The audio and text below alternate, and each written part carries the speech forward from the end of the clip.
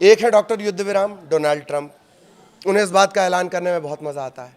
एक है तुर्की के एर्दोआन, और इन सब के बीच आईसिस वाले जुलानी, जिन्होंने सीरिया में तख्ता पलट किया। अब इन सब के बीच खिचड़ी पक क्या रही है, और रूस यूक्रेन युद्ध को क्या सीरिया स्टाइल से निपटना चाहते हैं डोनाल्ड ट्रंप? एक तरफ वो यूक्रेन को हथियार सप्लाई कर रहे हैं, नेटो को हथियार सप्लाई कर रहे हैं, रूस को उकसा रहे हैं, और दूसरी तरफ एर्दोआन से मुलाकात भी कर रहे हैं। पूरी दुनिया इनकी खुसर फुसर सुन रही है। आज इसी पर बातचीत करेंगे कि आखिर रूस यूक्रेन युद्ध को किस अंदाज में निपटाना चाहते हैं डोनाल्ड ट्रंप, जिन्हें हम डॉक्टर युद्ध विराम कहते हैं। अब वो 8वें का राग अलापने लगे हैं। 7 तो पहले ही थे, अब 8वें का राग अलापने लगे हैं। ये और बात है कि वो रातों रात युद्ध रुकवा देते हैं। खैर, वापस इसी मुद्दे पर आते हैं। डोनाल्ड ट्रंप और एर्दोआन के करीबी कहीं पुतिन को इतना नाराज तो नहीं करेगी कि मामला परमाणु युद्ध तक चला जाए? इसी सवाल की चर्चा आज।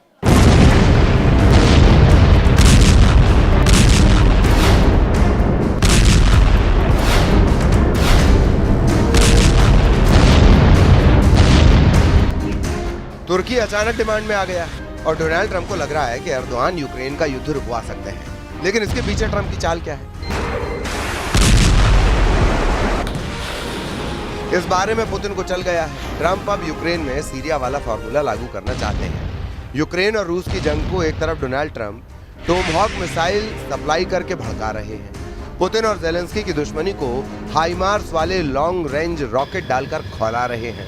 नेटो को F-16 सप्लाई करके रूस को बता रहे हैं कि अब हमला मॉस्को से आगे किया जाएगा। डोनाल्ड ट्रंप ने हर तरह के हथियार जेलेंस्की और उसको बचाने वाले नेटो साथियों को सप्लाई करने शुरू कर दिए हैं। पुतिन को डराने के लिए डोनाल्ड ट्रंप की हर चाल बहुत ज्यादा विध्वंसक है। उसमें खौफ भी है, उसमें आग भी है, और उसमें साजिश भी है। क्योंकि जेलेंस्की जिस दुश्मन से करीब 4 साल से जूझ रहे हैं, उसको टक्कर देने के लिए अब डोनाल्ड ट्रंप ने बहुत बड़ी चाल चल दी है। यूक्रेन में पुतिन के युद्ध को खत्म करने के लिए डोनाल्ड ट्रंप ने बहुत बड़े लड़ाका लीडर को उतारने का फैसला किया है। ये रूस की सेना की कामयाबियों को कमजोर करने वाला बहुत बड़ा कदम माना जा रहा है। तुर्की के राष्ट्रपति एर्दोआन वो शख्स हैं जो पुतिन की पीठ में बहुत बड़ा छुरा घोंप चुके हैं। सीरिया में जिस तरह से ईरान और रूस समर्थित बशर अल असद की सरकार उखाड़ने में एर्दोआन ने भूमिका निभाई, अब यूक्रेन के युद्ध में वैसी ही साजिश रची जा रही है। रूस इसे साफ साफ देख रहा है, क्योंकि ट्रंप ने कह दिया है कि अब यूक्रेन युद्ध का फैसला एर्दोआन करेंगे। 25 सितंबर को व्हाइट हाउस में जब ट्रंप एर्दोआन की मुलाकात हुई थी, क्या तभी ट्रंप ने एर्दोआन को युद्ध वाला टेंडर सौंप दिया था? इस मीटिंग में तुर्की और अमेरिका के बीच बहुत सी खुफिया बातें हुई। दोनों के बीच सीरिया पर बात हुई, दोनों के बीच फलस्तीन के मुद्दे पर बातचीत हुई, दोनों के बीच ईरान और इजराइल के साथ साथ यूक्रेन युद्ध को लेकर भी चर्चा हुई। इस मीटिंग पर पूरी दुनिया में यही कयास लगाए गए कि एर्दोआन अमेरिका की हर बात मानने को राजी हो गए हैं। ट्रंप ने भी इशारा कर दिया है कि अब तुर्की को वो हर हथियार मिलेगा जिसकी वो डिमांड कर रहा है। इस फहरिस्त में सबसे आगे नाम F-16 और F-35 का है, जिसकी डील को लेकर अमेरिका ने तुर्की पर रोक लगा दी थी, क्योंकि 2019 में तुर्की ने रूस से S-400 सिस्टम को लेकर डील की थी। अमेरिकी राष्ट्रपति ट्रंप का दावा है कि हम तुर्की के साथ काफी व्यापार करते हैं, इसे आगे जारी रखेंगे, हम और व्यापार करेंगे। वो F-16 और F-35 और कुछ अन्य चीजें खरीदना चाहते हैं, हम उनसे इस बारे में बात करेंगे। हम काफी कुछ कर पाएंगे, गजा से लेकर लेबनान और सीरिया से लेकर ईरान तक। नेतन्याहू का युद्ध वाला ख्वाब पूरा करने में तुर्की ने बहुत बड़ी भूमिका निभाई है। इसकी वजह है ये शख्स, जिसे दुनिया पहले अबू मोहम्मद अल जुलानी के नाम से जानती थी, लेकिन दुनिया में अब ये अहमद अल शरा के नाम से जाना जाता है। जुलानी ने सीरिया में ISIS के आतंकवाद की जड़ें मजबूत की, खुद अपने हाथ से पता नहीं कितने मासूम लोगों की सिर धड़ से अलग कर दिए। इसी जुलानी ने 8 दिसंबर 2024 को सीरिया पर कब्जा किया था, क्योंकि उस तख्ता पलट में तुर्की और अमेरिका के अलावा इजराइल ने भी जुलानी की मदद की थी। ये बात खुद नेतन्याहू कबूल कर चुके हैं कि उन्होंने सीरिया में बशर अल असद को सत्ता से बेदखल कर दिया। कभी इस शख्स पर अमेरिका ने $1 करोड़ का इनाम रखा था, और अब ये सीरिया का राष्ट्रपति बन चुका है। तुर्की का करीबी जुलानी डोनाल्ड ट्रंप की सरकार का भी यार बन गया। 8 दिसंबर को सीरिया पर कब्जा करने के बाद जुलानी तुर्की और अमेरिका का खासम खास बन चुका है।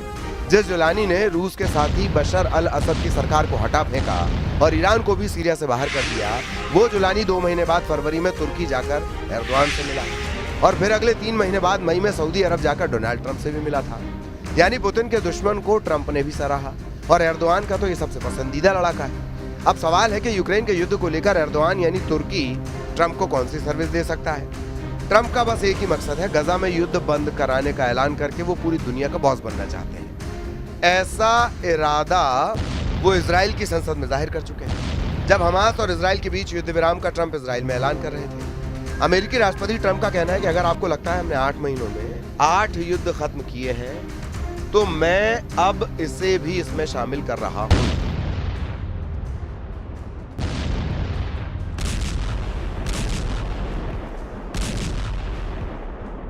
वे कहेंगे कि ये तो जल्दी आ गया, ये तो जल्दी हो गया, क्योंकि कल मैं 7 युद्ध कह रहा था लेकिन अब मैं 8 कह सकता हूं। बंधक वापस आ गए हैं। 8 युद्ध खत्म कराने का दावा करने वाले डोनाल्ड ट्रंप यूक्रेन को लेकर अलग मूड में है। यूक्रेन युद्ध को रोकने की उनकी ख्वाहिश अब तक फेल साबित हुई है और अब उनके एक्शन से लगता है कि वो ज़ेलेंस्की और नेटो को पुतिन के खिलाफ भड़काने के लिए किसी भी हद तक पुतिन इस बात से बहुत अच्छी तरह वाकिफ है, इसीलिए उनकी सेना ने यूक्रेन को जलाने का नया दौर शुरू कर दिया है। ओदेशा से लेकर खार्किव और सुमै से लेकर जापोरिजिया तक यूक्रेन ऐसे ही चल रहा है। पुतिन की सेना ने यूक्रेन पर 3.5 साल के युद्ध में सबसे खतरनाक अटैक को अंजाम देना शुरू कर दिया है। रूस इस बार यूक्रेन पर नहीं बल्कि नेटो पर सबसे बड़े हमले के लिए खुद को आजमा रहा है, क्योंकि अमेरिका और नेटो ने भी रूस को दबाने में कोई कोर कसर बाकी नहीं रखी। यह है पुतिन की यासीन क्लास की परमाणु पनडुब्बी और यह है पुतिन की ऑस्कर क्लास की पनडुब्बी। दोनों न्यूक्लियर सबमरीन हैं। दोनों डोनाल्ड ट्रंप की उस धमकी का जवाब देने के लिए तैयार हैं जो उन्होंने पुतिन को दी है। दोनों सबमरीन के कमांडर टारगेट सेट करते हैं, ऑर्डर जारी करते हैं कि दुश्मन को पूरी तरह तबाह कर दो। इसके बाद क्रू हरकत में आ जाता है क्योंकि मिसाइल लॉन्च होने को तैयार है। मिसाइल लॉन्च प्रशांत महासागर में अलास्का से बहुत करीब से ये मिसाइल दागी गई। जाहिर है जवाब डोनाल्ड ट्रंप को दिया जा रहा है, वो इसलिए क्योंकि डोनाल्ड ट्रंप ने भी पुतिन को धमकाने वाली बहुत बड़ी बात कही है। अपने 9 महीने के कार्यकाल में ट्रंप ने वो गलती की है जिससे पुतिन का गुस्सा मिसाइल की रफ्तार से बुलंदी पर पहुंच गया है। दोनों तरफ अब परमाणु पनडुब्बी वाला खौफ मंडराने लगा है और फिलहाल इसकी सबसे बड़ी वजह डोनाल्ड ट्रंप बन चुके हैं। रूस से टक्कर को लेकर डोनाल्ड ट्रंप ने वो बात आधिकारिक तौर पर कह दी जो 2 महीने पहले तक अमेरिका में सूत्रों के हवाले से कही जा रही थी। रूस और अमेरिका के बीच इस वक्त परमाणु युद्ध वाला खतरा माउंट एवरेस्ट वाली ऊंचाई पर पहुंच चुका है।